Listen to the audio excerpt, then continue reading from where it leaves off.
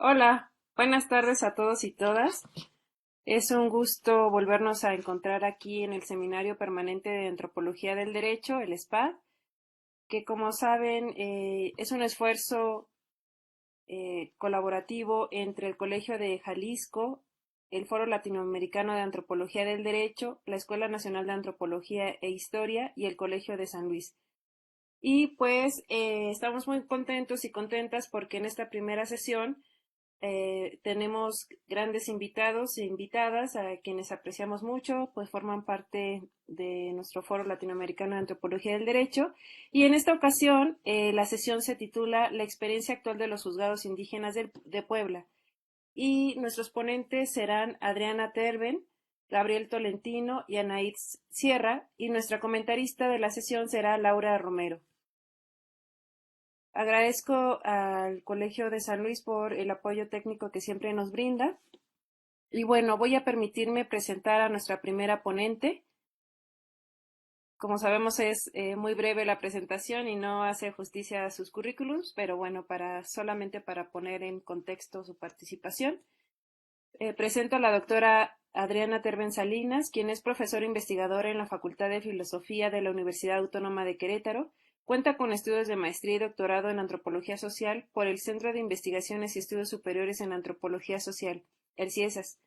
Sus líneas de investigación se centran en el estudio de la pluralidad jurídica. Entre sus publicaciones se encuentran estudios sobre los sistemas jurídicos de los nahuas de Cuetzalan, en la Sierra Norte de Puebla y de los ñañú del sur de Querétaro. También se ha interesado por documentar y analizar las dificultades que enfrentan las mujeres indígenas en el acceso a la justicia. Entonces voy a proyectar tu presentación, Adriana. Nada más dame un momentito. ¿Me dicen por favor cuando ya se vea?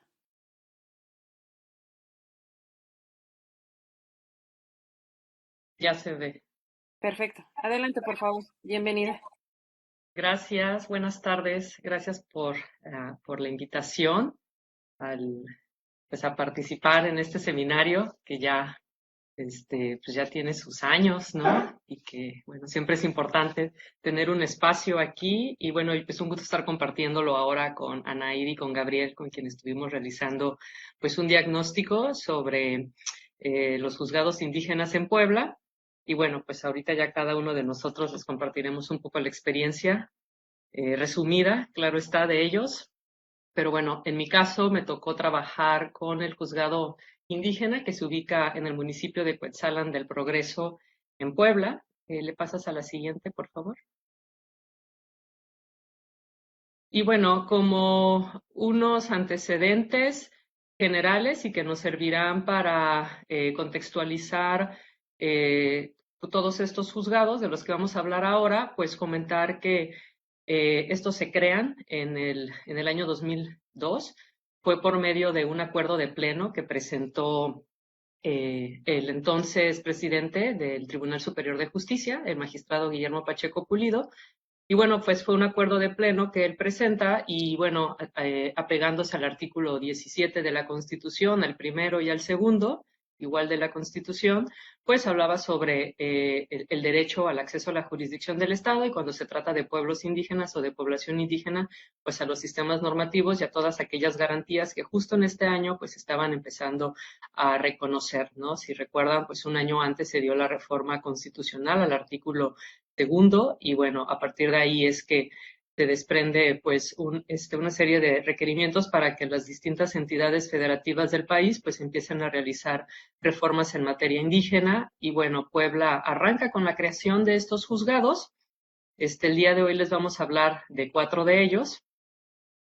Y bueno, dentro de este mismo contexto de políticas estatales para Puebla, en este mismo año, en el 2002, también se reformó la Ley Orgánica del Poder Judicial y aquí incluyó a estos juzgados indígenas como parte de las instancias donde se deposita el ejercicio del Poder Judicial. Digamos que en ese momento solo se añadió el nombre en el organigrama. La reforma constitucional local que se dio en el 2004, pues en realidad es muy parecida o retoma en muchos de lo que está en la reforma, de lo que se hizo en la reforma al segundo constitucional. Y bueno, quizás la reforma al Código de Procedimientos Civiles es donde encontremos elementos más interesantes para el reconocimiento pues, de los sistemas de justicia de los pueblos indígenas del Estado de Puebla, ya que ahí se reconoció a los sistemas normativos de los pueblos indígenas del Estado.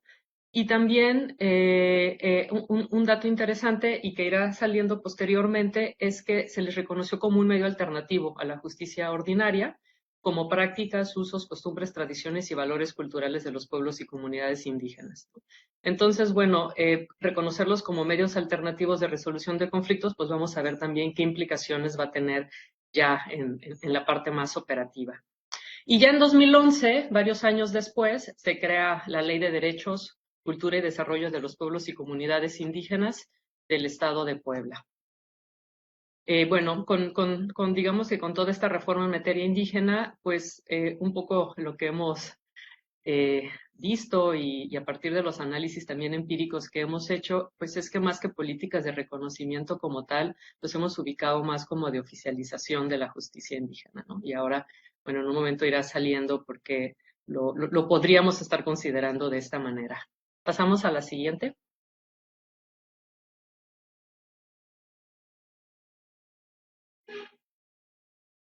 Bueno, siguiendo con los contextos, pero ahora ya en particular para el municipio de Cuetzalan, que es donde se ubica el juzgado en donde estuve trabajando. Bueno, estas son algunas imágenes. Al centro se encuentra una fotografía de lo que es la cabecera municipal. En la cabecera municipal es donde está sentada principalmente la población no indígena y bueno, y también ahí encontramos pues la presidencia municipal, el juzgado municipal y el Ministerio Público, ahora Fiscalía. Bueno, perdón, antes el mapa, bueno, bueno, aquí está el país, aquí está el estado de Puebla, si se alcanza a distinguir un poco en rosa, me brinco a se ubica justo aquí en este lugar, el municipio de Cuetzalan, nada más para ubicarlo rápidamente. Pero bueno, en esta foto de acá, la de abajo, no sé si ven cuando pongo el mouse, supongo que sí, ¿verdad? Pues es una imagen que representa más la vida en las comunidades, donde se asienta la población indígena, de acuerdo con el censo del 2020, en Cuetzalan la población total es de 49.864 habitantes, de los cuales el 80.29% corresponde a hogares censales indígenas, que en números son 40.036 personas. Bueno, entonces para darnos una idea pues es que es una región que se encuentra habitada mayoritariamente por población agua y bueno, también podemos ver aquí un poco la sierra, ¿no? Está enclavada en la Sierra Madre Oriental y bueno, algo que caracteriza a las comunidades pues es que los asentamientos son dispersos, donde vemos las casas rodeados pues principalmente de parcelas de cultivo. Y bueno, aquí hay otras imágenes pues, de un matrimonio de esta comunidad. Y bueno, eso simplemente para algunos datos muy generales y pasamos con la siguiente, por favor.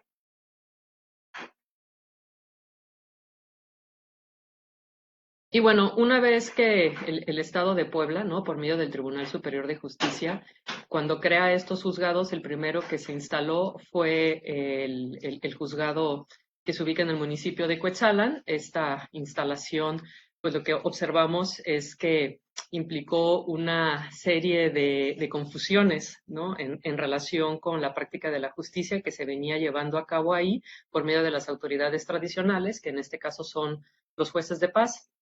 Las confusiones que se pudieron detectar bueno, en unos estudios que también realicé como parte de mi investigación de maestría y de doctorado, es que al instalarse en la cabecera municipal, y aquí me brinco al tercer punto, pues es un espacio en donde lo que predominan son las lógicas estatales y el poder político administrativo no indígena. Entonces, este juzgado, al instalarse en la cabecera municipal, pues traía confusión porque no sabía que era un espacio que estaba destinado a qué población, ya que la población indígena pues habitualmente ha resuelto sus problemas con las autoridades tradicionales pues a nivel de las comunidades. No quiere decir que no existieran a la cabecera municipal, sin embargo, cuando asisten a esta, pues con quienes digamos, llevan a cabo sus procesos, pues son con autoridades mestizas, pues principalmente formadas en leyes.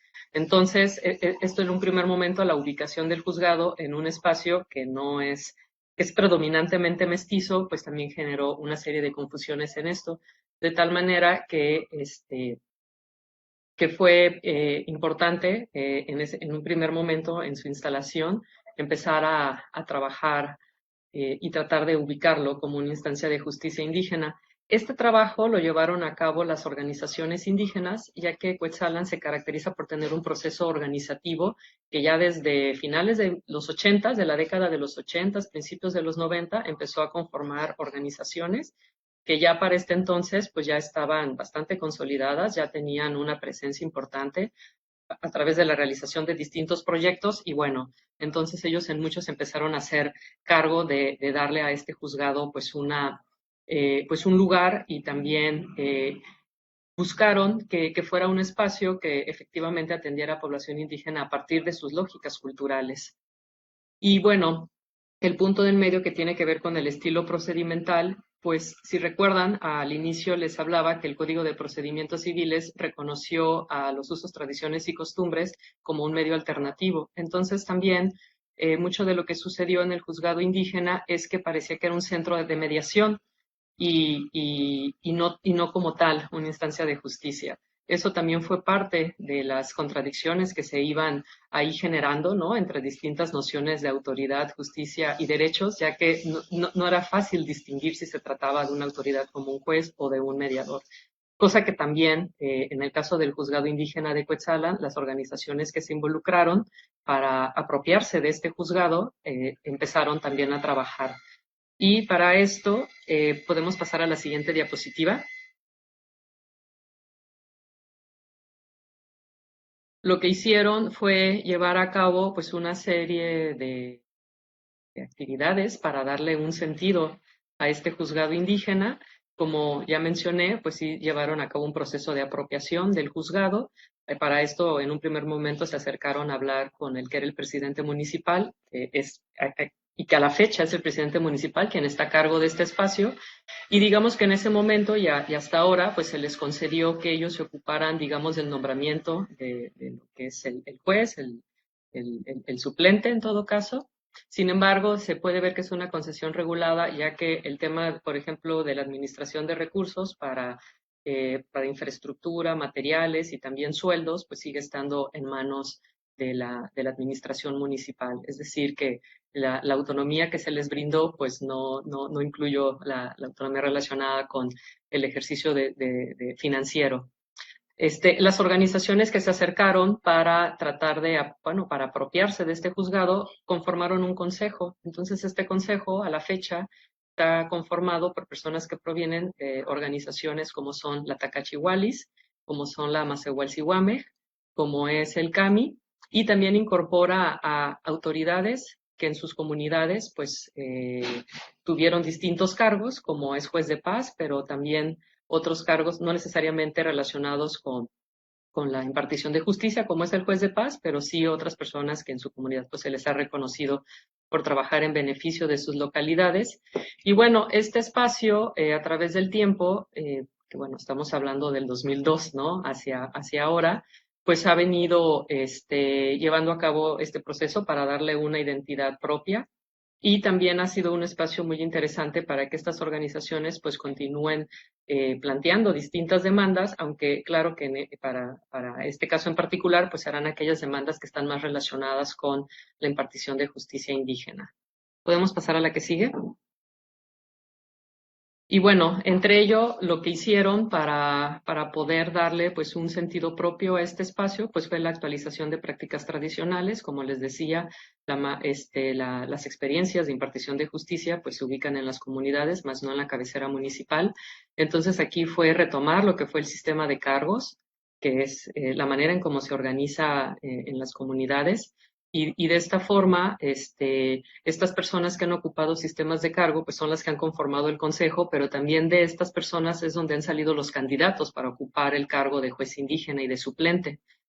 En las comunidades, pues las autoridades están, digamos, entre comillas, bajo la vigilancia, ¿no? De la comunidad, pues son personas que se conocen entre sí, saben cómo es su desempeño.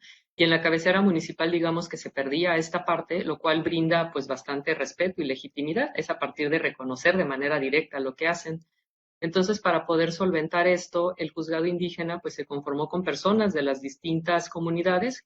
El estado, bueno, el municipio de Puebla se conforma por 8 juntas auxiliares, entonces hay personas que provienen de todas estas juntas auxiliares y entonces de esta manera están representando a la población local precisamente para ejercer este tipo de vigilancia y lo que conlleva pues es también otorgarle legitimidad a esta autoridad, ya que la legitimidad aquí no se gana por contarse con un nombramiento escrito en papel, sino que se gana por haber ocupado cargos de servicio y por el papel que han desempeñado al llevar a cabo estos cargos.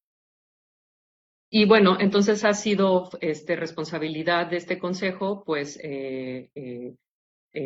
nombrar candidatos para ocupar el juez, donde el perfil comunitario ha sido muy importante y bueno, y a partir de ahí llevar a cabo por medio de asambleas, pues la elección de esta autoridad, ¿no? Que a la fecha ya van 4 jueces indígenas distintos y ya para llegar al momento actual y pues empezar a concluir ya relacionado con la situación actual en la que se encuentra este juzgado, pues bueno, junto con Anaíd y con Gabriel, que ya presentarán después de mí, en el 2021 estuvimos participando en un diagnóstico que se llamó Ejercicio Efectivo del Derecho a la Administración de Justicia Indígena de Personas, Pueblos y Comunidades Originarias en Puebla, por parte del Instituto Poblano de los Pueblos Indígenas. Bueno, pues se trabajó en el juzgado de Cuetzalan, en el de Huehuetla, Quimixtlán y en el de Tlacotepec. Y bueno, para el caso de Cuetzalan, en este diagnóstico, bueno, es un documento son documentos que están por publicarse, también por eso no queremos este, hacer una presentación como tal, ¿no? Del documento en sí, pero bueno, sí extraigo de ahí algunos datos y que creo que este numérico es interesante para saber y darnos una idea más o menos de cuántos casos se atienden en el juzgado indígena y entonces, por ejemplo, en términos de años, para este diagnóstico del 2021, pues abarqué en el 2019 se contabilizaron 4.671 asuntos, para el 2020 2.117 y para el 2021 hasta el mes de agosto 2.051 asuntos. Todo esto se involucran distintos tipos de atención, desde la resolución de conflictos, pero también la realización de trámites, que es bastante voluminoso en ese sentido, y también asesorías y orientaciones. Y bueno, a partir de este diagnóstico, pues se detectaron una serie de faltantes, como por ejemplo que desde el 2008 el Tribunal Superior de Justicia ya no ha prestado atención y ya no ha vuelto a renovar, por ejemplo, los nombramientos, lo cual pues ha hecho que en relación con la presidencia municipal pues también aparezca como un espacio bastante marginal, ya que los recursos que se otorgan pues al juzgado han sido muy limitados. Y bueno, a partir de ahí también tienen falta de personal, ¿no? Lo cual también carga en mucho el trabajo a quienes ahora ocupan el puesto de juez indígena y de juez suplente, ya que si bien siguen una tradición más de trabajo comunitario como tipo faena, es cierto que el juzgado indígena finalmente la carga de trabajo es mucho mayor de lo que correspondería a una actividad de trabajo comunitario en sus localidades. Entonces, pues mucho de lo que se demandó y que se trabajó en conjunto, pues tiene que ver con que tanto el tribunal como la administración municipal vuelvan pues a tomar la parte del sostenimiento de este espacio, respetando, por supuesto, la organización interna que está en manos de organizaciones y de las autoridades. Es decir, pues mucho recae en problemas financieros para su sostenimiento y continuidad. Y bueno, con esto concluyo y pues agradecerles la atención. Muchas gracias, Adriana. Muy interesante todo lo que nos compartes. Voy a dejar de proyectar aquí para abrir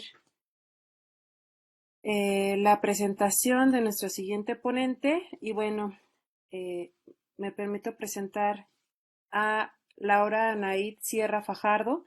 Es licenciada en Filosofía por la UNAM, egresada de la licenciatura en Antropología Social por la ENA y maestra en Antropología Social por el CIESA Ciudad de México, donde actualmente concluye sus estudios de doctorado. Su investigación doctoral versa sobre la situación de las personas indígenas en conflicto con la ley penal bajo el nuevo modelo de justicia penal oral en Oaxaca, México.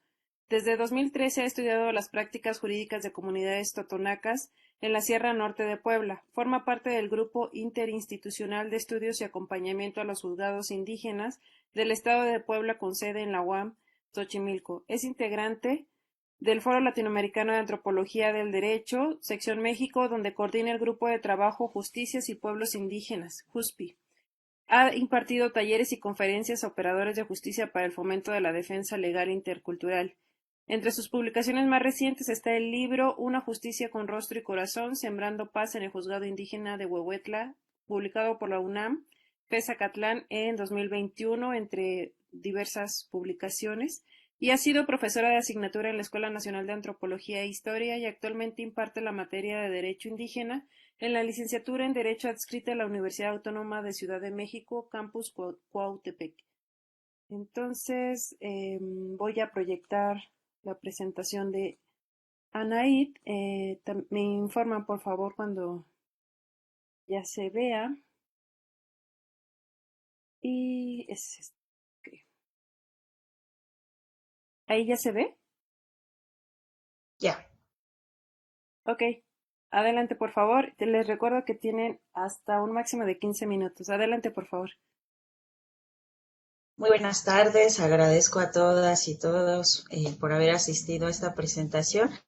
Como ya les comentó Adriana, pues estamos básicamente hablando de la situación actual de los juzgados indígenas en el marco de un proyecto de investigación que realizamos en 2021 para ver su situación actual. Sin embargo, tanto Adriana como yo hemos trabajado con las comunidades nahuas y totonacas de la Sierra Norte de Puebla desde hace ya algunos años, por lo cual pues también traemos un poquito el bagaje teórico que ya hemos trabajado anteriormente. ¿Le pueden dar a la que sigue, por favor?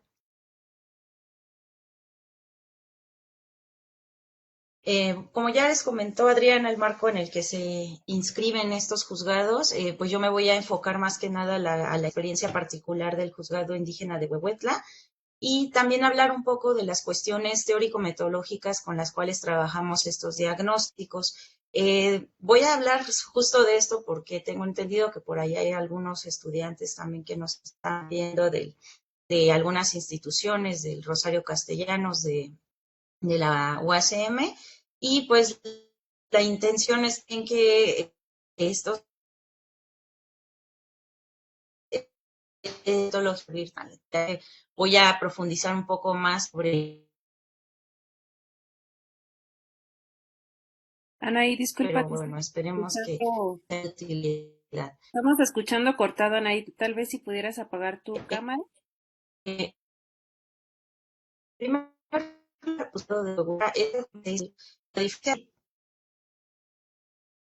Hola, Anaí, ¿me escuchas?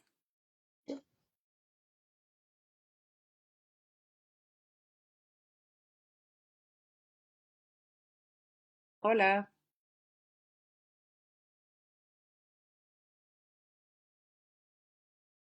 Creo que se nos fue Anaí.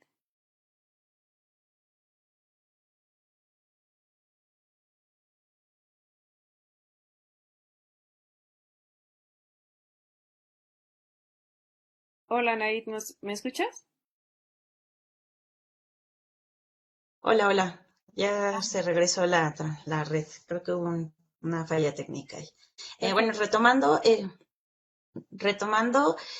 hablando de la experiencia particular del juzgado de Huehuetla, entré en funciones el 6 de febrero de 2004, pero a diferencia de los otros juzgados que se habían planeado por el Tribunal Superior de Justicia del Estado, este fue exigido por las comunidades indígenas en el marco del asesinato de una abogada y activista totonaca, Griselda Tirado, y las comunidades indígenas, junto con la OIT, la Organización Independiente Totonaca, exigen ante el tribunal la apertura de este juzgado que no estaba previsto en estas normativas. En ese contexto, Manuel Aquino, que ha sido el juez desde el comienzo del juzgado en estas fechas hasta hasta nuestros días, es nombrado como juez frente a las comunidades, le entregan el bastón de mando y el sello oficial que lo acredita.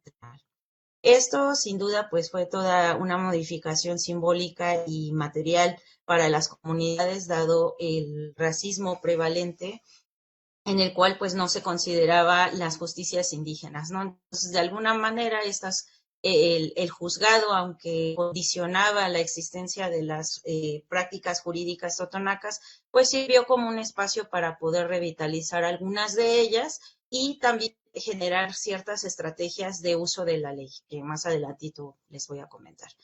Este juzgado es sostenido básicamente por estas comunidades de base, porque como ya les comentaron anteriormente, las deficiencias presupuestarias por parte del Poder Judicial y también la falta de reconocimiento de desde hace ya varios años, particularmente desde 2008, se agudiza esta falta de interés sobre los juzgados, pues los ha puesto en una condición bastante vulnerable, ¿no? En el sentido de que no hay presupuesto suficiente para poder remunerar este trabajo y pues que pues el juzgado pueda hacer sus actividades de manera normal. Algo que también es importante aquí distinguir es que en este juzgado laboran más personas, aunque no tengan un reconocimiento plenamente oficializado. En este caso estoy hablando de los secretarios, del mediador y la consejera de mujeres. Sin embargo, pues la precaria remuneración que se daba anteriormente al juez indígena siempre ha sido repartida de forma más o menos equivalente entre estos operadores. Sin embargo, pues no están reconocidos por el Tribunal Superior de la manera que esto debería de ser, ¿no? Un poco aquí en el esquema que estoy viendo en pantalla, pues se presenta el organigrama general del juzgado, como no tiene una estructura plenamente vertical, sino que todas las personas que colaboran ahí tienen diferentes formas de participación, aunque el juez sea, digamos que la persona representante ante las comunidades, ¿no? Por justamente el respeto que se le tiene. En este caso, pues también vale la pena comentar que el juzgado de alguna manera está reproduciendo también lógicas de organización política de las comunidades totonacas, en el sentido de que estos cargos se reconocen en el contexto de los cargos comunitarios indígenas, ¿no? Que tiene que ver con las mayordomías, con esta organización que es bastante común entre pueblos indígenas. ¿Le pueden pasar a la siguiente, por favor?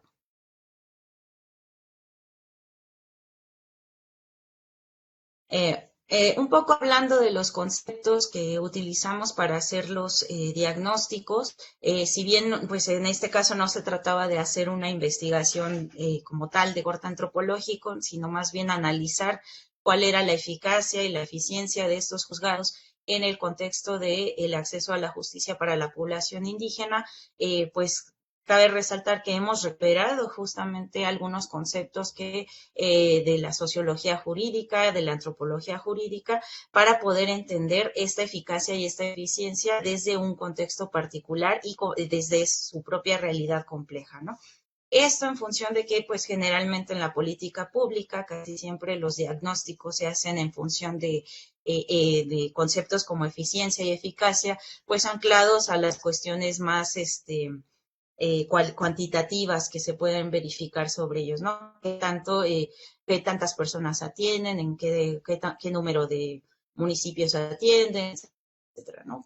Sin embargo, aquí consideramos las personas que hicimos la investigación para el diagnóstico, que era importante entender esta eficiencia y esta eficacia desde otros parámetros, ¿no? En ese aspecto, pues utilizamos algunos conceptos como pluralismo jurídico, interlegalidad, para poder entender cómo se imbrican estas prácticas de justicia propia, pero que también están en mutua constitución con las mismas exigencias y las prácticas de justicia del Estado. Entonces, en ese aspecto, estos conceptos nos sirvieron para ubicar esta parte, ¿no?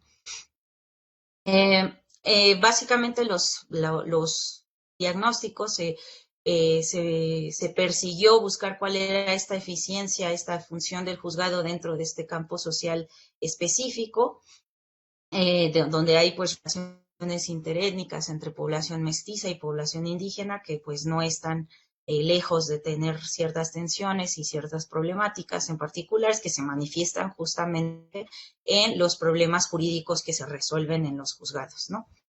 Tratamos de ubicar también cuál era el campo de jurisdicción y competencia que tienen actualmente los juzgados, cuáles eran sus dinámicas de atención, qué suponía su práctica para el debilitamiento o la revitalización de las lógicas de justicia indígenas.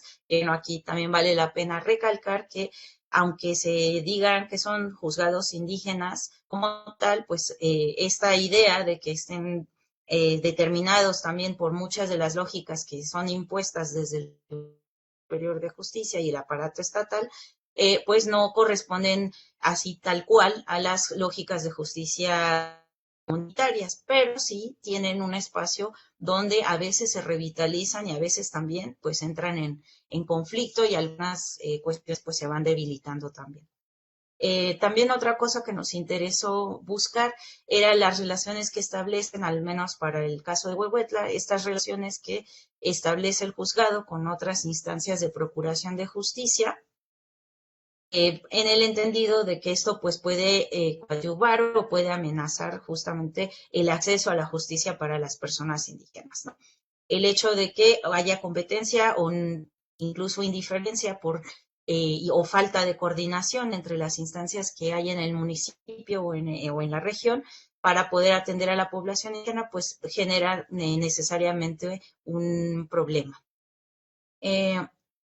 También es que este marco teórico conceptual que pues definió justamente los objetivos para aproximarnos a esta realidad social, ¿no? No queríamos más otorgar números y cuentas y demás sobre la eficiencia de los juzgados, sino entender esa eficiencia en el marco de que satisfaga las necesidades legales de esta población, ¿no? En ese caso tenía que ver con respetar la cultura jurídica local que ahí se establece.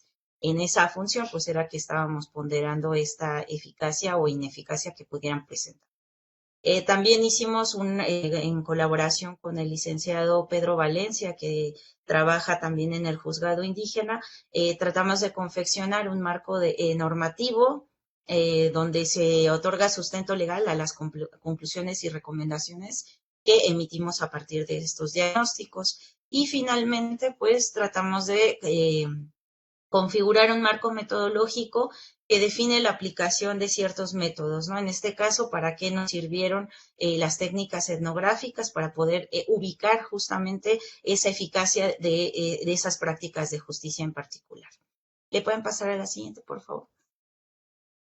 Estas son fotografías de las actuales instalaciones del juzgado indígena de Huehuetla. Sin embargo, hay que mencionar que desde sus inicios el Tribunal Superior había otorgado solamente un inmueble que estaba en pésimas condiciones. Nunca se dieron los recursos necesarios para poderla mantener en óptimas condiciones. Y pues el juzgado indígena laboró por muchísimos años en una oficina otorgada por la Organización Independiente de Totonaca, ¿no? Que fue a su vez donada por la iglesia local del municipio. Entonces, desde ahí vemos pues esta falta como de interés y esta precariedad en la que estaban generando sus prácticas. Sin embargo, pues ahora que tienen este inmueble, no ha dejado de ser también un elemento de disputa por parte de autoridades municipales que pues en todo momento pues han querido como apropiarse de alguna manera también del inmueble, ¿no? En lo cual pues también genera problemas ahí. Ahí en el mapa pues pueden ver un poquito la ubicación del municipio de Huehuetla en el estado de Puebla. ¿Le pasan a la siguiente, por favor? En pantalla estamos viendo lo que es justamente ya los resultados del diagnóstico, que tiene que ver con la eficacia numérica que tiene el juzgado. Generalmente esta jurisdicción en la que opera actualmente el juzgado de Huehuetla comprende 46 municipios en los estados de Puebla y Veracruz, por lo que, como ustedes pueden ver, pues la eficiencia en términos de números, pues no está ausente en este caso, ¿no? Están resolviendo casos de una extensión territorial bastante considerable, la cual pues también exigiría que tuvieran ciertos recursos para poder atender estas poblaciones, dado que parte de las dinámicas del juzgado, pues es atender los casos justo en las comunidades donde estos conflictos se generan. El mapa que vemos en el lado derecho nos habla también de esta transposición que hay en esta jurisdicción que el juzgado ha creado a partir de la atención de los casos, que al principio pues solamente se le concedía actuar a nivel municipal, sin embargo pues la gente llegaba de todos lados por la legitimidad que tenían sus autoridades y sus prácticas, y eso pues fue incrementando cada vez más el ámbito de jurisdicción. En este caso, pues lo que yo quería mostrar con los mapas es esta casi equivalencia que hay con la región del Totonacapan, que es una región que históricamente los totonacos han construido como suya. ¿Le pueden pasar a la siguiente, por favor? En esta gráfica lo que vemos es, otra vez de nuevo, los números, que no son menores, como ustedes pueden ver. El ámbito de resoluciones, tanto del juez indígena como el mediador, que es como ellos han decidido hacer su archivo personal sobre los casos que se llevan, pues no es menor, ¿no? Ha crecido año con año. Si se fijan, hay nada más un decrecimiento ahí entre los años de 2020 y 2021, justamente por la caída de la pandemia. Sin embargo, el juzgado siguió atendiendo, incluso durante la pandemia, algunos casos por la urgencia que estos tenían, ¿no? Más o menos atienden un promedio de entre 3,000 y 4,000 casos por año. Sin embargo, estos números pues no son absolutos, porque dadas las condiciones precarias en las que ellos han fungido, pues no han tenido posibilidades de hacer un registro pues más pulcro, ¿no? Sin embargo, pues ya los números en sí mismos también nos hablan de una gran eficacia, términos que piensa el Estado, ¿no? ¿Le pueden pasar a la siguiente, por favor?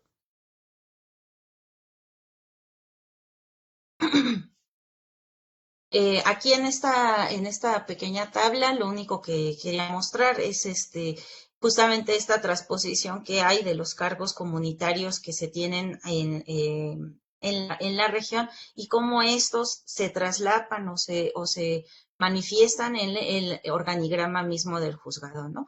Para poder tener estos cargos, pues ellos han tenido que cumplir ciertas cuestiones y obligaciones comunitarias en el pueblo, lo que les ha valido pues justo el respeto de la gente, ¿no? Y la confianza, sobre todo, para poder ir a desahogar una variedad de problemas que ahí se resuelven, que ahorita vamos a ver. Pasan al siguiente, por favor. Justo aquí es donde hacemos la problemática sobre los términos de eficacia y eficiencia. Mientras para el Estado a lo mejor los números ya nos dicen por sí mismos que este juzgado es eficiente, eficaz y demás, pues no lo es todo para entender cuál es el acceso que brindan a la justicia para la población indígena.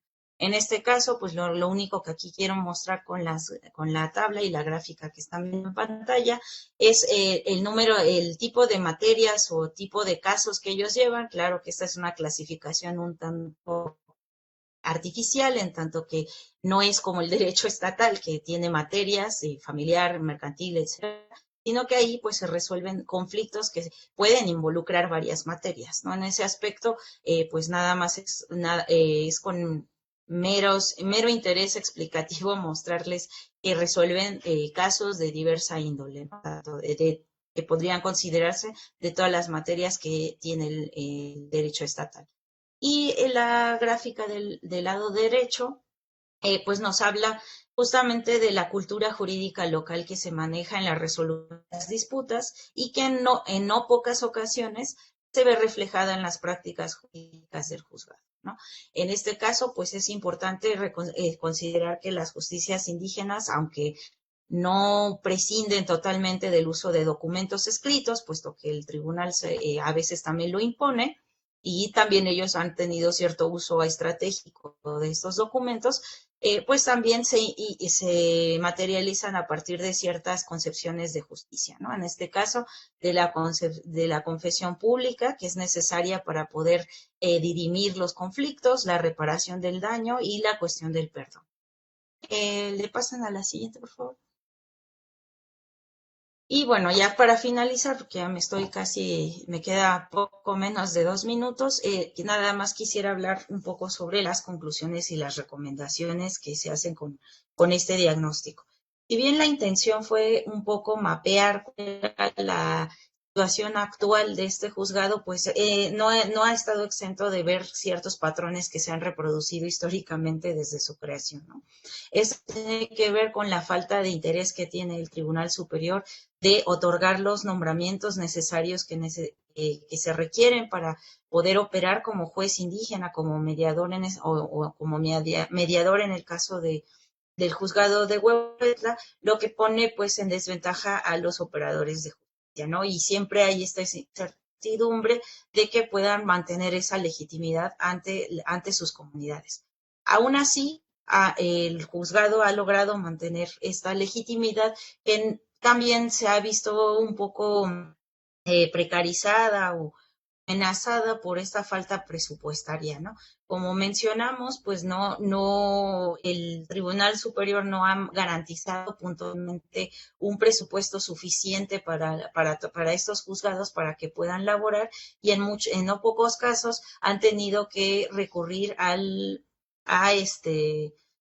financiamiento por parte de los municipios. En el caso de Huehuetla, esto no ha sido así todo el tiempo, porque con el municipio se ha tenido muchos conflictos, ya que el juzgado, pues, prácticamente trata de separarse de las prácticas clientelares que hay en los partidos políticos que se disputan ahí el poder municipal. Entonces el juzgado pues se ha mantenido un poco al margen de esto y por lo mismo no ha tenido financiamiento por parte de ellos. En algunas ocasiones con algunos gobiernos municipales sí han tenido algunos acuerdos y se han generado algunas partidas presupuestarias, por ejemplo, cuando se hizo el nuevo edificio donde ahora laboran, pues ahí sí es parte de un convenio de colaboración. Sin embargo, pues siempre están en disputa estos espacios, ¿no? Por lo mismo de que no, de que se pueden ser amenazados por la cuestión de las prácticas clientelares ahí. Y bueno, también otra cosa que no es menor, y eso ya concluiría, que no es menor mencionar, son las imposiciones burocráticas. Como mencioné al principio, pues aunque las prácticas de justicia indígenas generalmente se han caracterizado por ser de carácter oral, eso no implica que se lleguen a usar documentos escritos, ¿no? Como en este caso, en el juzgado indígena, casi toda la mediación de los conflictos se lleva a partir de la oralidad, de que las personas platiquen sus problemas, discutan puntos de vista y se lleguen a algunos acuerdos. Sin embargo, los papeles han fungido también como importantes para poder legitimar ciertas decisiones judiciales frente a otras instancias de justicia, en las cuales pues a veces hay ciertas tensiones, ¿no? Bueno, por mi parte sería todo, pues si tienen alguna duda, pues la resolvemos al final. Muchas gracias.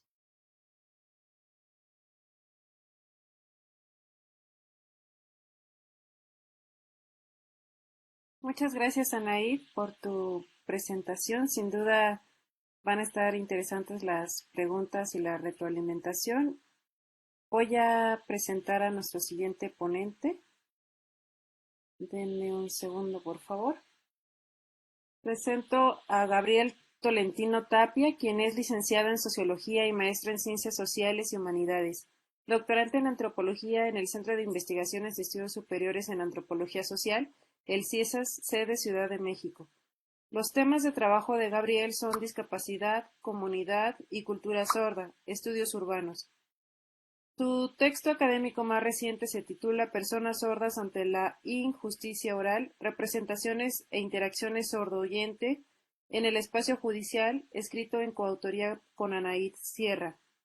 La ponencia presentada se desprende de la participación en un proyecto de estudio auspiciado por el Instituto Nacional de Pueblos Indígenas, INPI, y el Instituto Poblano de Pueblos Indígenas.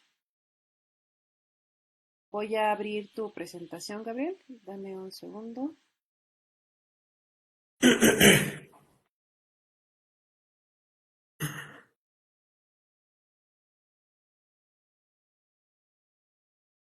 Aquí. Ahí ya lo están viendo, ¿verdad? Así es. Perfecto. Adelante, Gabriel, tienes hasta 15 minutos. Gracias. Bueno, pues voy a tratar de ser breve aquí con la presentación y primero, evidentemente, agradecer a la organización del SPAD por el espacio y también a las compañeras que me antecedieron. Cabe comentar que yo me integré a estas actividades de estudio sobre los juzgados a partir del proyecto que se hizo en 2021, que ya han estado comentando frecuentemente. Empecé primero como, digamos que como oyente, y ya después me fui incorporando a las actividades, igual mucho a través de Anaid y también a partir de la oportunidad que brindó la doctora Rosa Alonso, que trabaja en el IPI allá en el Instituto de los Pueblos Indígenas en Puebla.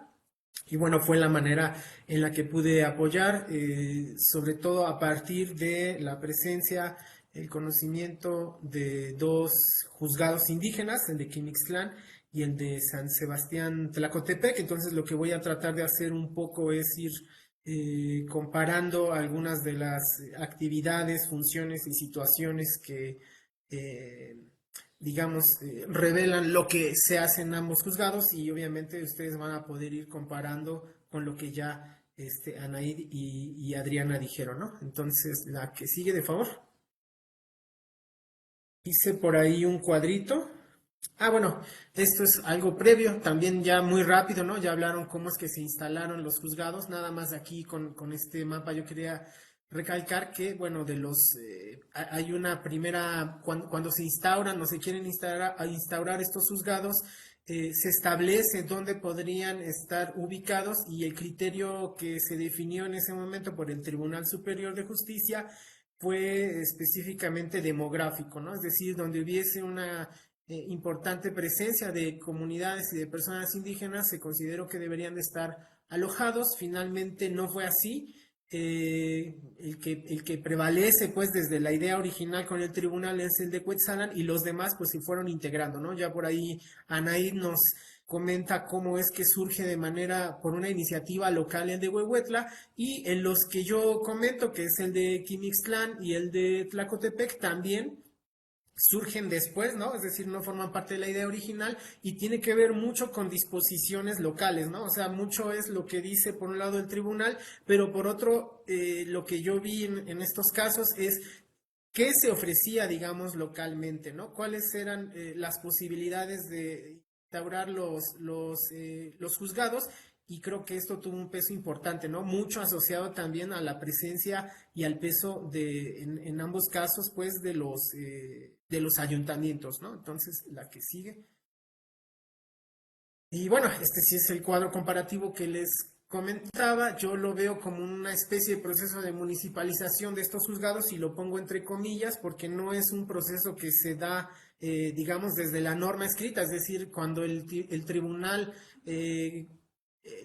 establece pues que tienen que existir estas instancias de justicia, considera que los ayuntamientos, dado que son instituciones que van a estar cerca de estos juzgados, deberían de apoyar, pero no se especifica cómo, ¿no? Es decir, hasta dónde llegan las atribuciones de los municipios, y aquí vamos a ver en ambos casos, en Quimixtlán y en Tlacotepec, que estas atribuciones que toman los ayuntamientos, pues llegan a ser distintos, ¿no? En primer lugar, lo que se ve, por ejemplo, en ambos casos, es que hay un proceso, como ya también comentaron, en el que el tribunal se empieza a alejar, y a su vez empieza este fenómeno que le podríamos llamar pues de municipalización, ¿no? Y creo que esto sucede también, pues, dado que el tribunal no está ubicado localmente, pero sí están los ayuntamientos, pues ahí las relaciones se tejen día a día, ¿no? Entonces creo que ahí es algo importante, pero no solo eso. Por ejemplo, en Quimixtlán fue vital que el ayuntamiento se propusiera, ¿no? O sea, aquí es donde empieza a imperar también la lógica local sobre lo que está en la letra y a nivel institucional. Y entonces en Quimixtlán lo que surge es que, bueno, las autoridades locales del ayuntamiento consideran que pueden proponer un inmueble, o sea, donde albergar al juzgado, también esta cuestión de sueldos e incluso asesoría jurídica, ¿no? Que también ha ido variando en cada una de las administraciones, o sea, no ha sido siempre lo mismo. En el caso de Tlacotepec es más o menos similar, aunque ellos tenían originalmente unas instalaciones y después consideran por solicitud y por vínculo con el municipio que se estableciera en la cabecera municipal, ¿no? Lo cual pues ya empieza a generar también por algunos pobladores pues un poco de inconformidad, ¿no? Ahí la situación también es que se proporciona el inmueble, pero no esta cuestión de los sueldos, ¿no? No es tan fijo, es variable y mucho depende de la administración pública. En Quimixtlán se ha asentado más esta idea del apoyo de parte del municipio, lo cual pues también ha traído ciertas consecuencias que ahorita vamos a comentar, ¿no? Ahora, la formación o cómo es que se elige a los jueces, pues también es un tanto distinta, ¿no? En Quimixtlán lo que se observó es que al principio tuvo un peso importante el Consejo de Ancianos, pero lamentablemente con el COVID fallecieron todos, estaban 7 personas integrando el Consejo de Ancianos que provenían de comunidades nahuas indígenas. Y lo que se empieza a observar ahí es que esta figura empieza, además de la coyuntura por COVID, pues también políticamente empieza a ser desplazada por el cabildo, ¿no? Que pues ya son gente del ayuntamiento, que son mestizos, y que empiezan a tomar las decisiones sobre quién puede ser o cómo va a ser la continuidad de los jueces indígenas, ¿no? Entonces ahí también en Quimixtlán, pues el presidente municipal tiene un peso importante en proponer quién podría ser el juez y obviamente las lógicas de permanencia tienen que ver mucho ya con los tiempos de la administración municipal, ¿no? Digo, el juez indígena actual en Quimixtlán se ha sostenido por más de un periodo, digamos, de la presidencia municipal, pero cada que hay un cambio de gobierno, pues hay una tensión, ¿no? Social y política, y esto creo yo que se debe sobre todo a que se monetiza el cargo y entonces, pues obviamente hay una disputa, ¿no? Por esta cuestión de los sueldos a nivel local. De hecho, cuando yo llegué a hacer el trabajo de campo allá, pues hubo quien pensaba que a lo mejor yo quería ocupar el cargo, ¿no? Típico que pasa con quienes hacen trabajo de campo y no se ubica bien cuál es el papel que vamos a hacer. Y pues ahí me empezaron tal vez a ver algunas personas como un ente extraño y también un poco incómodo, ¿no? Ya después se fue entendiendo cuál era mi función. En Tlacotepec, bueno, es distinto. ¿Por qué? Porque el Consejo de Ancianos y la conformación de una asamblea comunitaria ha tenido un peso importante en en cómo es que se elige al juez del juzgado, pues sí, del juzgado, y también importa mucho, como se ha mencionado, por ejemplo, en Huehuetla, cuál ha sido como el historial de los cargos comunitarios, ¿no? Esto en Quimixtlán realmente no es importante, pasa, digamos, a segundo plano, ¿no? Y bueno, ya les mencionaba también lo de los periodos de los jueces, las actividades que realizan son más o menos similares en los dos contextos. Mucho, yo diría que la actividad más importante tiene que ver con los terrenos, ¿no? En cómo se venden, cómo se compran, cómo se heredan y de qué manera se están dividiendo, aunque también hay ciertos temas que son específicos para cada localidad, ¿no? En Quimixtlán, por ejemplo, ya desde que uno va llegando se encuentra con un paisaje pues un poco, pues sí, deprimente porque hay mucha tala de árbol, se ve. Entonces ahí, por ejemplo, el juzgado ha tenido un papel importante en dar estos permisos para tala de árboles, ¿no? Y bueno, es mucho también de trabajo de campo porque se tiene que ir a la localidad, pues, para saber cuál es el árbol que se va a cortar. Evidentemente, el juzgado, pues, en Quimixtlán se ve rebasado porque, pues, hay toda una actividad de tala ilegal, hay predios que son de bosque, pues, del municipio y, pues, mucha gente aprovechando que se trata de un espacio, digamos, público, pues, aprovecha, se mete y tala árboles y, pues, no sucede gran cosa, es decir, no todo se avisa, ¿no? Y bueno, también sobre los pagos, ya más o menos mencionaba, en Quimixtlán el juez tiene una remuneración y en Tlacotepec, aunque se dio un espacio, pues también esta situación del apoyo económico no ha sido del todo clara en cada una de las administraciones, lo cual ya pone en una situación también un poco distinta, ¿no? La que sigue, de favor. Y bueno, siguiendo con la tabla comparativa, es importante también mencionar la adscripción étnica de los jueces, ¿no? Diríamos que en Quimixtlán lo que predomina, más bien dicho, es que se es juez indígena porque se está en una región que se considera indígena, más no el hecho de que la persona que esté al frente de la institución se considere como como parte de algún grupo indígena, ¿no? En el caso de Tlacotepec es distinto, perdón, porque sí hay, digamos, esta autoadscripción étnica y también lingüística, ¿no? Desde el mismo modo en el que operan ambos juzgados se nota esta diferencia, dado que en el juzgado de Quimixtlán, pues no se sabe la lengua indígena, que es el náhuatl del que domina, aunque no es el único, y en Tlacotepec sí, ¿no? Se utiliza, digamos, auxiliarmente el español, pero la presencia del náhuatl es principal desde el mismo juez indígena, ¿no? Y bueno, también estas diferencias étnicas se ven mucho en la forma en la que se considera que se imparte, digamos, la justicia o los servicios que ahí se dan, ¿no? En Quimixtlán, sobre todo, la idea del ayuntamiento y de quienes están en el juzgado, pues es atender a personas de escasos recursos, ¿no? Y que están ubicadas en localidades distantes. Es decir, esta narrativa que uno empieza a observar ahí, pues contrasta con la que no solo se identifica en Tlacotepec, sino en otros juzgados indígenas, donde la narrativa o esta idea de atender a gente de escasos recursos o población que está alejada, ¿no? Que además es relativo, depende de dónde nos ubiquemos, pues más bien dicho es la idea de atender en la lengua materna, ¿no? De dar un servicio, si se puede llamar así, una justicia en la lengua. Entonces, eso creo que es una distinción importante, ¿no?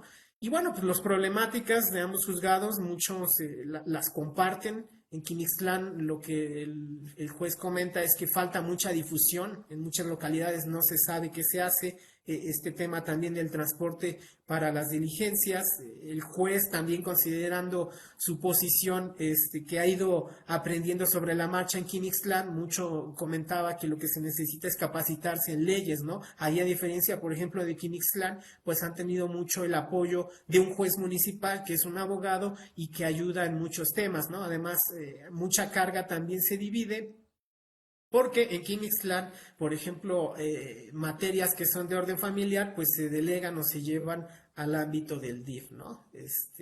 Y bueno, en Tlacotepec, pues sí, el tema de los sueldos, apoyos materiales y también tensiones administrativas con las autoridades, como les mencionaba, ¿no? Por la ocupación del cargo y si es que el cargo se tiene que someter a las temporalidades de la burocracia del municipio, ¿no? La que sigue, un poco trato de profundizar, ya casi acabo, en situación también contextual, centrándome en Quimixtlán. Bueno, como les decía al principio, el juzgado se coloca en este municipio porque el ayuntamiento tiene como esta intención pues de acogerlo, ¿no? Lo que se encuentra es que en los municipios aledaños hay una presencia de población indígena que es mayor y entonces la duda era un poco eso, ¿no? ¿Por qué se asienta en Quimixtlán y no en los otros municipios donde la población indígena es mayor? Y además hay un reconocimiento, no solo en términos numéricos, sino que también en términos cualitativos, no existe un fenómeno que está muy presente en Quimixtlán que tiene que ver con esta cuestión de ocultar la identidad étnica, ¿no? ¿Por qué? Por cuestiones, como se mencionaba ya, entre los mestizos, que bueno, no se menciona mucho que son parte de una comunidad indígena o que hablan, mejor dicho, el náhuatl por cuestiones que tienen que ver con la pena, la vergüenza, el miedo y la discriminación. El trabajo de campo no llegó a Chichiquila y a Chichotla. Me baso más en los datos estadísticos, pero también en lo que, por ejemplo, el juez indígena mencionaba, ¿no? Esta presencia parece que de la otra lengua, pues que no es el castellano, que es el náhuatl, pues no es tan problemático, ¿no? Entonces, otra situación que también se mencionaba en Quimixtlán es que hay toda una zona que es identificada como indígena, que es la zona alta, le llaman en términos geográficos, y que esta zona indígena que condensa a las comunidades que tienen mayor presencia de personas que hablan el náhuatl, pues también coincide, por lo que se ve en la política, con la zona donde se introducen las políticas de educación bilingüe, ¿no? Entonces, considerando todos estos fenómenos, donde parece que la lengua se retrae a las comunidades y no en la cabecera, donde además está ubicado ¿cómo se llama? El juzgado indígena, pues parece ser que hay como una especie de introducción, pues de castellanización, no solo desde el juzgado, desde las instituciones locales, sino también desde las comunidades en la zona alta, a través de esta educación bilingüe, ¿no? Y yo un poco, más que decirlo como certeza, lo planteo pues más a modo de hipótesis, porque tampoco es que el trabajo de campo haya llegado a las comunidades, ¿no? Estuvo más centrado en la acción, en el actuar de los juzgados, y creo que ahí valdría la pena identificar por un lado cómo son estas relaciones en estas comunidades lingüísticas, y también cómo es que, por ejemplo, en estas comunidades indígenas e incluso en general, pues se vislumbra o se ve a el juzgado indígena, ¿no? La que sigue, de favor. Y bueno, esto también son aspectos que ya les mencionaba un poco, esta idea del monolingüismo que predomina en el juzgado, la adscripción étnica del juez, que es más bien dicho por estar, se dice que es un juez indígena por estar en la región y no tanto por la cuestión lingüística o por pertenecer a alguna comunidad en particular. Y bueno, entonces no es en este caso en Quimixtlán, acuérdense que me estoy centrando en este juzgado, no es necesaria una adscripción como tal a una comunidad indígena, ¿no? La que sigue, de favor, creo que es la última.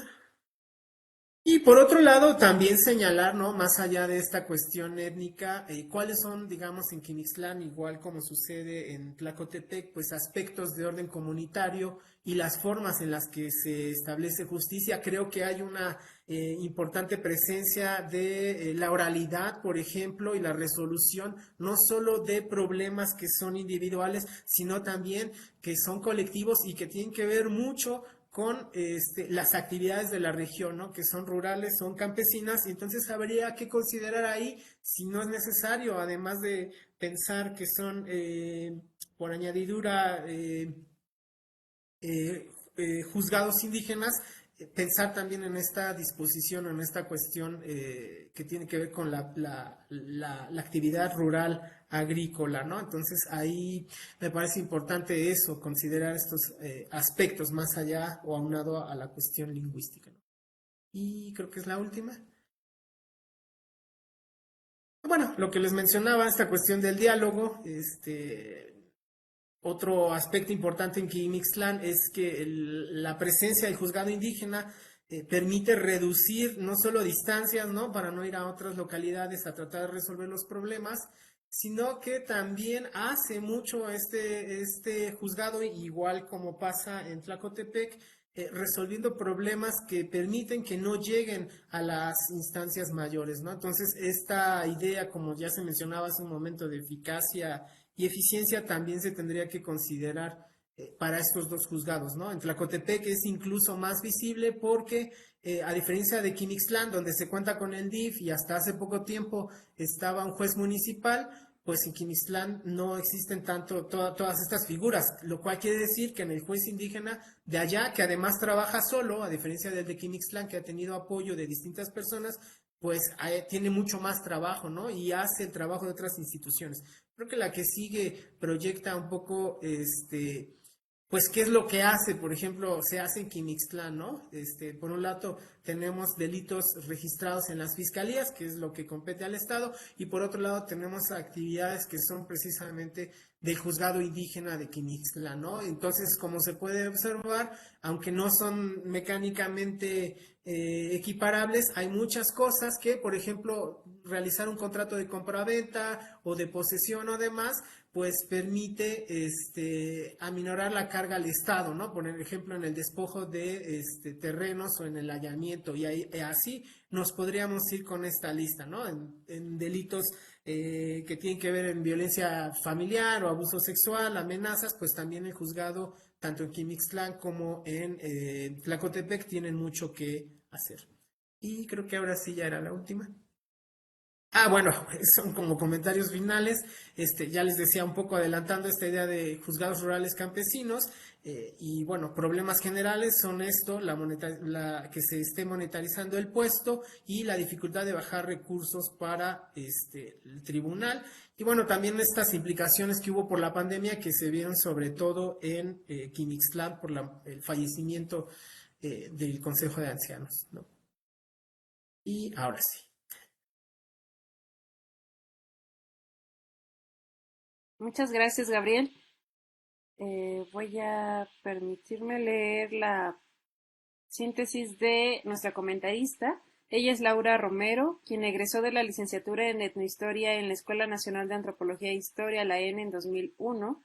En 2002 comenzó su trabajo de campo en la zona náhuatl de la Sierra Negra de Puebla, donde realiza desde entonces sus investigaciones. En 2003 inició sus estudios de maestría en estudios mesoamericanos en la Facultad de Filosofía y Letras de la UNAM.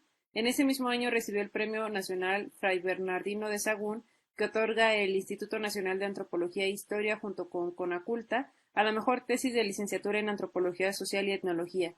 Dicho premio también le fue otorgado por segunda vez en 2007 por su tesis de maestría.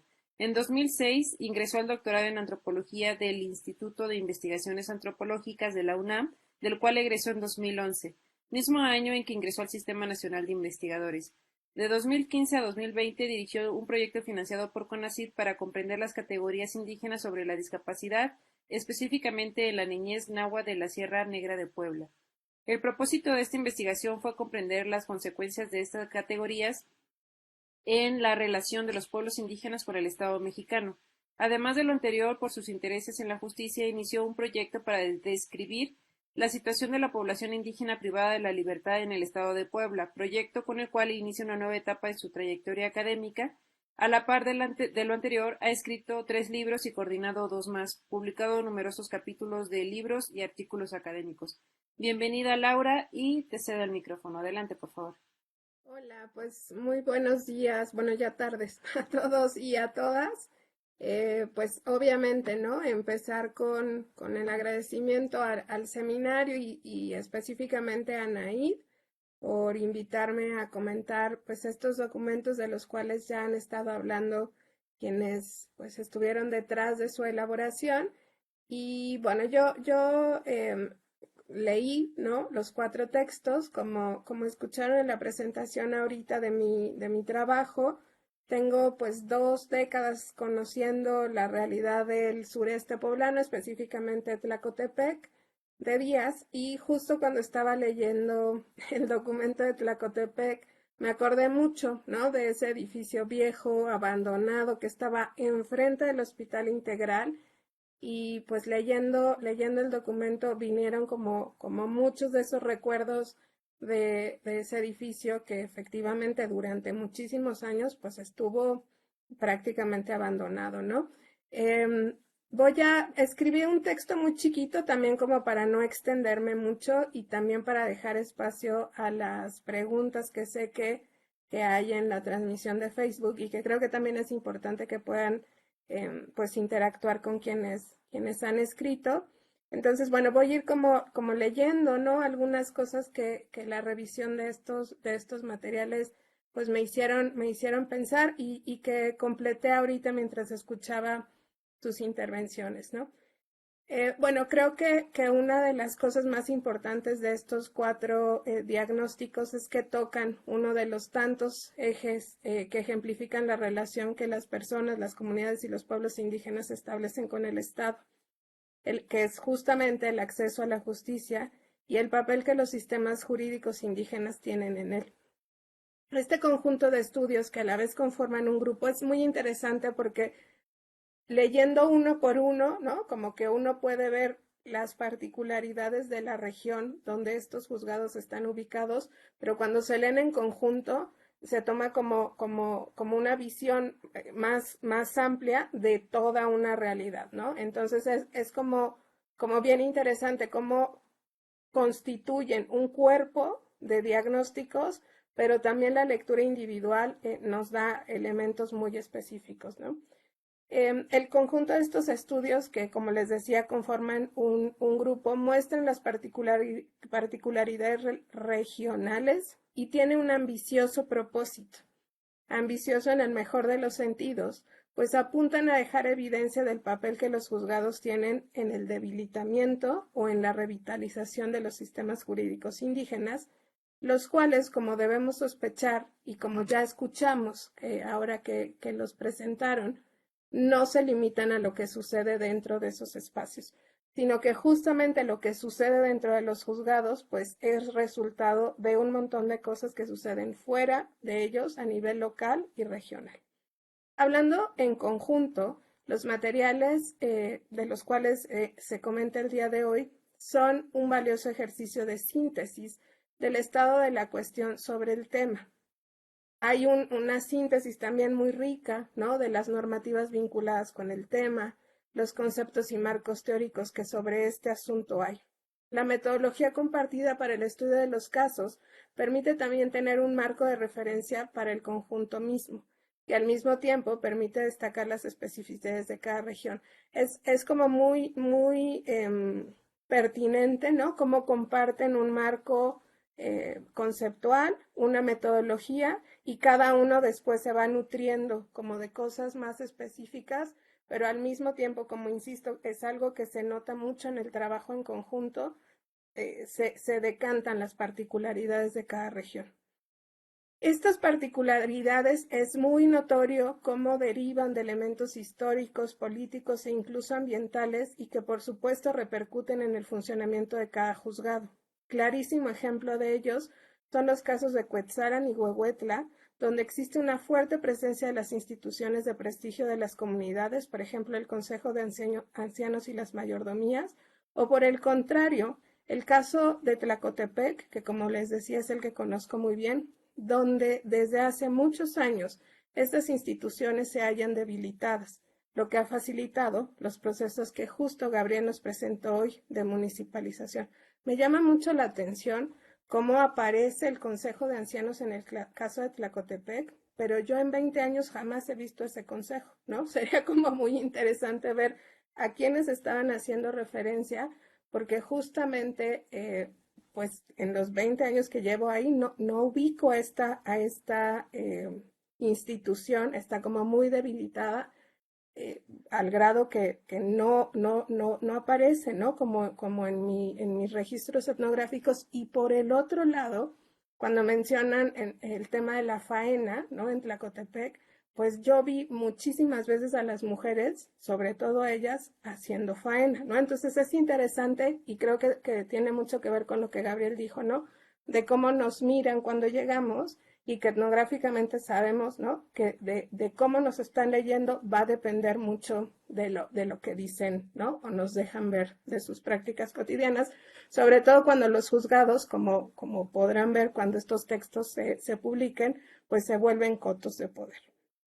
Quizá uno de los elementos más destacables del conjunto es la metodología, no solo por el uso que los métodos cualitativos tienen en estos diagnósticos, sino específicamente por el uso de las técnicas de la antropología, especialmente la observación participante, la etnografía y la mirada contextual que esto nos da a quienes podemos ver a través de estos datos el funcionamiento de los juzgados indígenas. Aun con el breve tiempo que mencionan que contaron para hacer los diagnósticos, el conocimiento previo que quienes dan autoría a estos materiales tienen en el tema, ayuda a compensar los tiempos que a la investigación se les exige, los cuales no coinciden con los requerimientos para insertarnos a las dinámicas más íntimas de los colectivos sociales. De esta parte de la metodología, es particularmente relevante el registro de lo sucedido en el día a día y en la interacción de los operadores y usuarios, registro que, como sabemos, da cuenta de esos imponderables de la vida cotidiana, que es donde se anida, en este caso, muchas veces, la información más valiosa para explicarnos por qué funciona o no una ley, una política pública o un juzgado.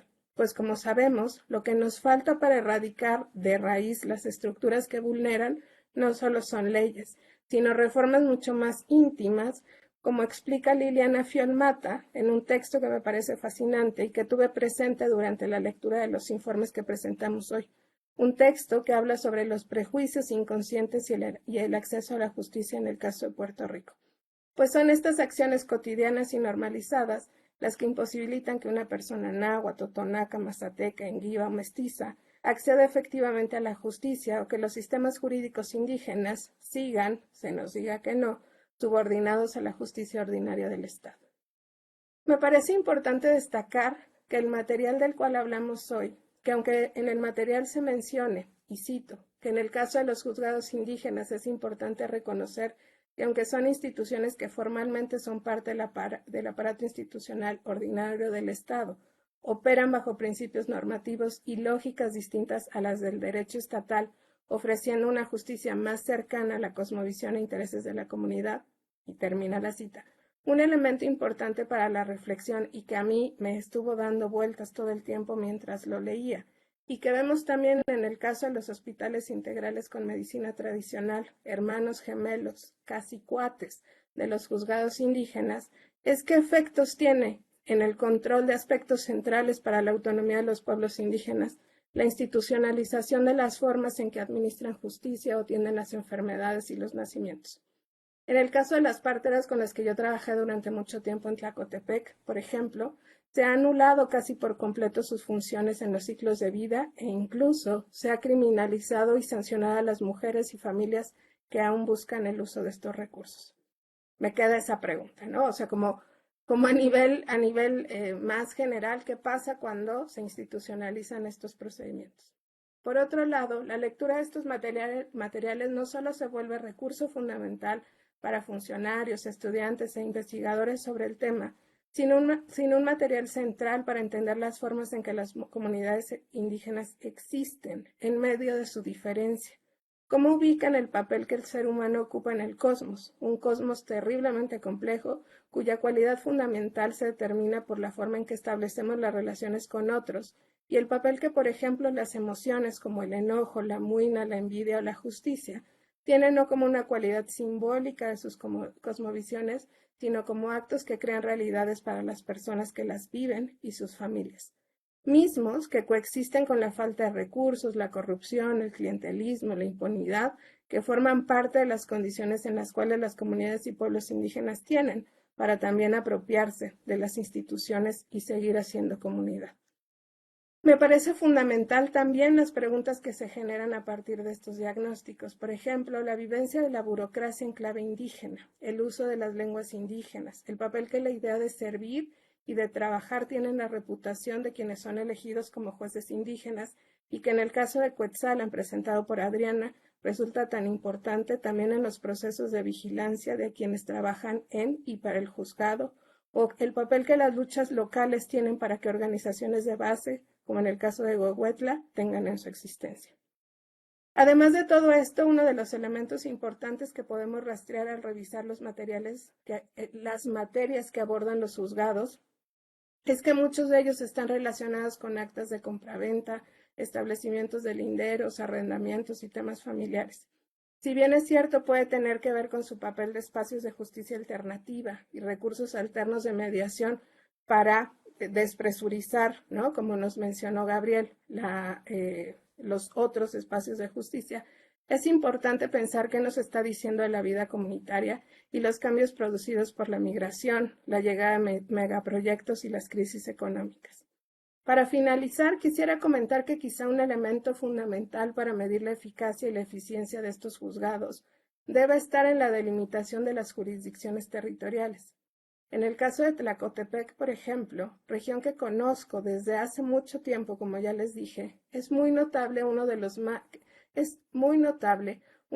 más grandes metodologías de borramiento con las cuales el Estado mexicano se relaciona con los pueblos indígenas y que es justamente la categoría de indígena, pues los une sin reflexionar sobre las relaciones interétnicas, es decir, las imposiciones burocráticas de las cuales nos hablaba Anaid, provocan que se construyan categorías reduccionistas, en este caso, insisto, la indígena, que borra mucho de los elementos específicos de cada una de estas regiones.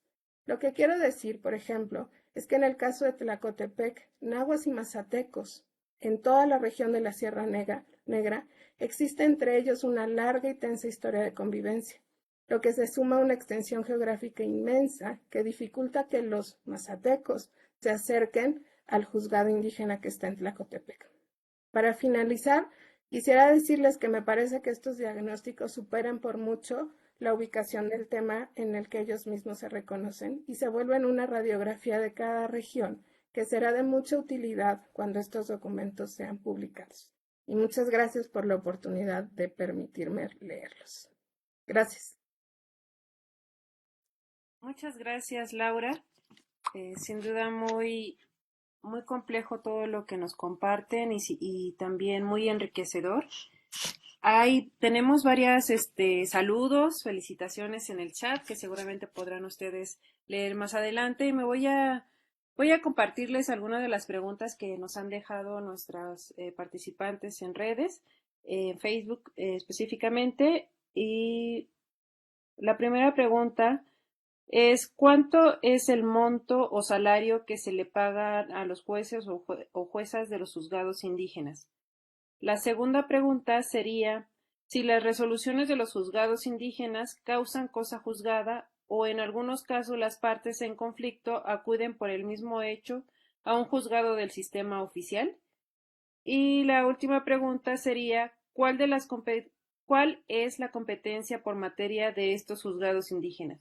Ya nos adelantaban algunas de estos datos, entonces les regreso el micrófono para que ustedes nos compartan más al respecto. Quien quiera tomar la palabra.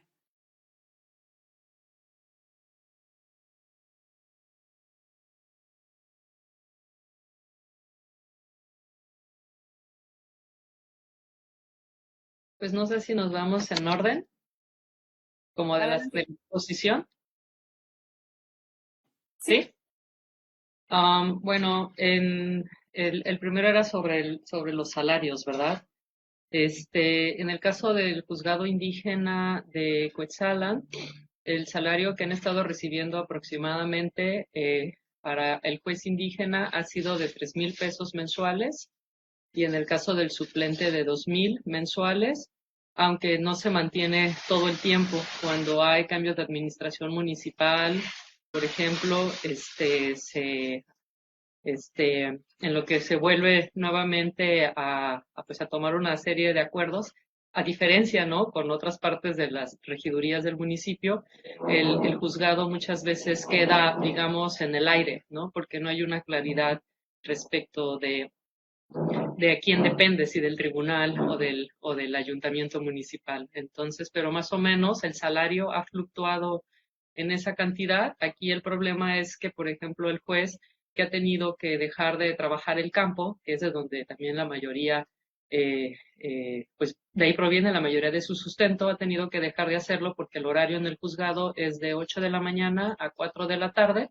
Digamos, checan entrada y salida con reloj y muchas veces en las tardes pueden llevar a cabo otras actividades como quizás salir a medir un terreno o algo. Entonces, digamos que les absorbe la mayor cantidad del tiempo y han tenido que dejar de realizar otras actividades productivas.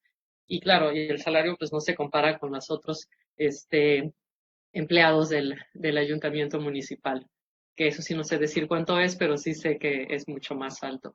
Y luego la siguiente pregunta, sí, si es cosa juzgada, en el Código de Procedimientos Civiles así se indica, y sí tengo registrado casos en donde un acuerdo que se llegó ahí de compra-venta, cuando al final ya las partes no estuvieron de acuerdo, lo llevaron a otra, uno de ellos lo llevó a una instancia de la justicia del Estado.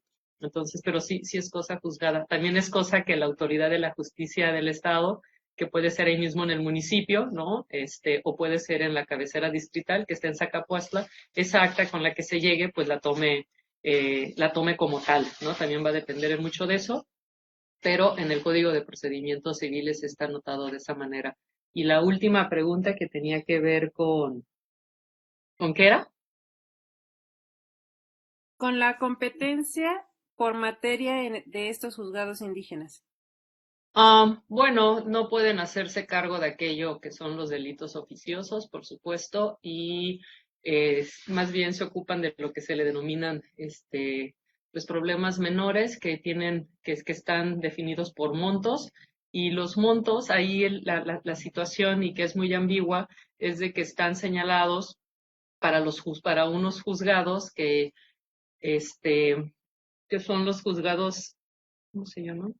Bueno, el caso es que es una ley que ya está abrogada y entonces no sé ahí si mis compañeros me apoyen, pero la cuestión de las competencias no está clara porque los juzgados en como fueron ellos nombrados de manera oficial, que no son juzgados indígenas, son juzgados de la defensa, juzgados de defensa menor, algo así, son unos juzgados que ya fueron abrogados. Entonces, ahí sí hay muchísima ambigüedad. Eso en cuanto pues a lo que está en la ley, pero bueno, finalmente ya en términos prácticos, pues sí pueden atender muchos más casos y pues bueno, ahí pues va a ir dependiendo también de las personas que estén, eh, que quieran llevar a cabo ahí su conflicto, pero sí es cierto que aquellos que se persiguen de oficio, pues no, eso sí no entran, por lo menos no en el caso de Cuetzalan.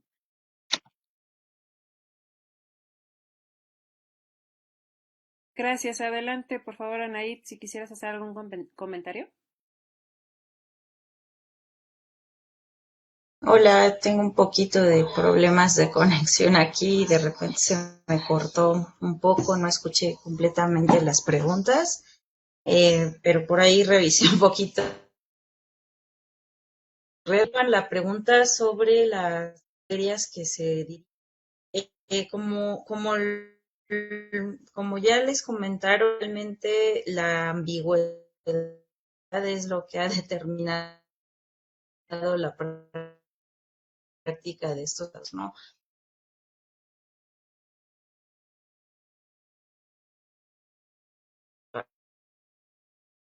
Ayer Anaí, te volvemos a escuchar muy cortado. Si pudieras cerrar tu cámara, porfa. establecía su legitimidad como parte del Estado.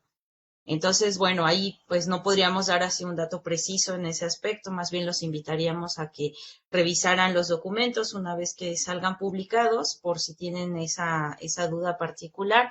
También a invitarles a que vean otras investigaciones que se han hecho sobre estos juzgados, ya problematizando otro tipo de cuestiones. Y bueno, como ya nos está comiendo un poco, quisiera pues darle un sentido agradecido por estos comentarios tan pues tan útiles sobre los informes. La verdad es que sí, cada quien trabajó como que diferentes regiones y aunque procedíamos de una misma problemática, pues fuimos abordando también diferentes dimensiones de la misma, de las necesidades regionales que se generaban. Entonces, un sentido de agradecimiento, palabra para poder problematizar estos temas. Y bueno, ya sin más, le dejaría el micrófono a Gabriel por si tuviera algún comentario que hacer, que se nos está yendo el tiempo. Gracias. Sí, bueno, había por ahí la pregunta de los salarios, había yo comentado esto de la municipalización.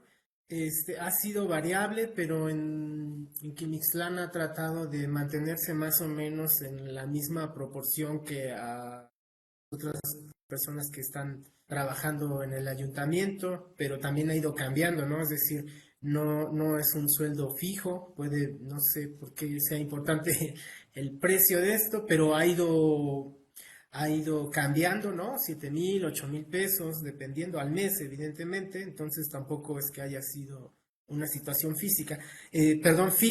Y sobre el comentario de Laura, que me parece muy importante lo que apunta, bueno, habría que considerar, y esto no lo mencioné al inicio, bueno, sí lo mencioné más o menos, cuando yo llego como pues al proyecto, entonces me integro más cuando ya está un poco avanzado, entonces hay información también en Tlacotepec que ya se había trabajado y ese dato, entre algunos otros, procede de, digamos, conocimiento que ya se había generado cuando yo llego, entonces creo que por ahí está la dificultad de poderlo precisar desde mi punto de vista, o sea, de cerciorarme como tal, no se menciona mucho más sobre esta figura, pero sí me parece importante el señalamiento, también ahora que se van a publicar para poderlo trabajar con el IPI y ver qué hacemos con ese dato, ¿no? Que está por ahí bailando, pues. Pero muchas gracias por la observación. Muchas gracias por sus comentarios. Ya nos está ganando el tiempo, pero bueno, nos dice el ingeniero que podemos esperar unos minutitos para leer una última intervención y veo que aquí en la sala del Zoom levantaron la mano, entonces les comparto la pregunta de Luis Fernando García que dice muchas gracias por sus presentaciones y los comentarios planteados al respecto. De mi parte, la pregunta sería la siguiente. Durante el trabajo de campo para el diagnóstico en su conjunto y en los resultados derivados del mismo, si es posible que compartan algunos elementos sobre la visibilización o el protagonismo de los juzgados Ay, perdón, es que se movía.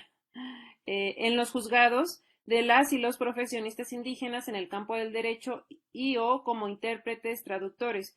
¿Cuáles son los espacios de intervención durante los procesos? ¿Tienen alguna consideración sobre la relevancia de la profesionalización de las juventudes en el campo jurídico, el diálogo intergeneracional e intercultural en la diversidad de los contextos de los juzgados indígenas de Puebla? Y daría la palabra al colega que levantó su mano aquí, si sigue presente, y te pediría nada más que fuera una pregunta muy corta para dar espacio a la respuesta. Bardomiano, adelante, por favor. Sí, tengo varias, pero yo creo que por cuestiones de tiempo. ¿Esta administración de justicia que realizan los jueces indígenas, lo hacen en lengua indígena?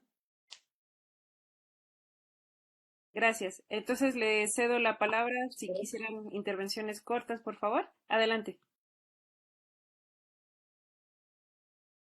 En el caso del juzgado indígena, el juez y los jueces que han habido, todos son hablantes de náhuatl como su lengua materna, y las personas que acuden, como también son indígenas nahuas, todos hablan en lengua materna y entonces la atención es en náhuatl, entonces no se requiere de la participación de ningún intérprete. Todo es en lengua indígena. En todo caso, el intérprete es para la antropóloga que anda ahí haciendo la investigación. Y la presencia de jóvenes no hay jóvenes. Hay un abogado que sí está muy interesado, un abogado joven indígena, con estudios en leyes, que está muy interesado en colaborar, pero pues es que no hay salarios, apenas si le pagan al juez y a la suplente un poco.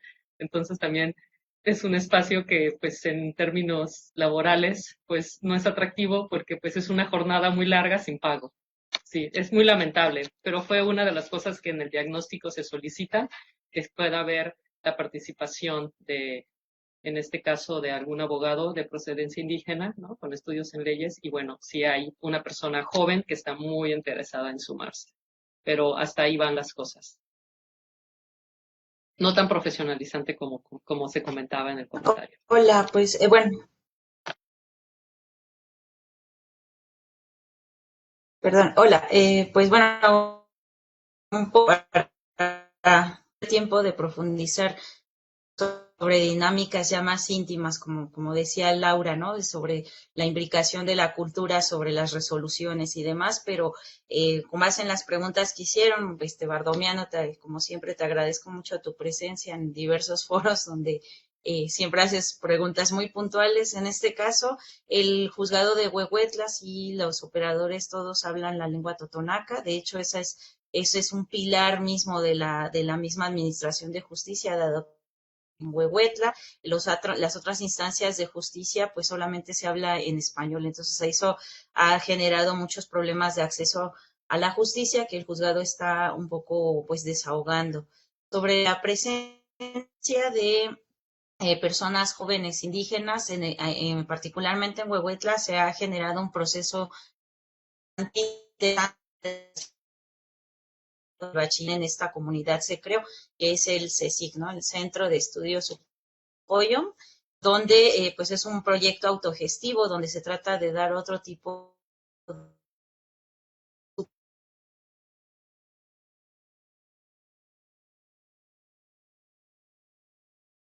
en este caso, al juzgado a veces llegan algunos jóvenes trabajando en calidad de servicio social, lo cual pues no, les ha agradado mucho. Algunos han integrado ya formalmente como secretarios, como en el caso de Alfredo Valencia, que bueno, en el tiempo donde yo estuve investigando, él era un joven bastante activo que estaba en la universidad y estaba ahí tratando de también entender el derecho desde otros aristas, ¿no? Y pues sí, aunque no aunque se habla la lengua de totonaca en las comunidades, también es importante que sí realizan algunos tipos de prácticas de interpretación, dado que algunos casos, por ejemplo, algunos que tenían que ver sobre violencia sexual o alguna petición de manutención o demás, el juzgado indígena ha acompañado a algunas mujeres a otras instancias a poner estas denuncias. Entonces, en ese aspecto, pues a veces también ahí el papel de la consejera ha sido fundamental para poder establecer también comunicación con las autoridades indígenas, y no solamente comunicación, ¿no? O sea, este acompañamiento también va un poco más allá de eso, en tanto que tratan de darle cierto soporte colectivo a la demanda de las mujeres, ¿no? Y bueno, eso sería lo que podría comentar al respecto. Muchas gracias a todos y todas ustedes.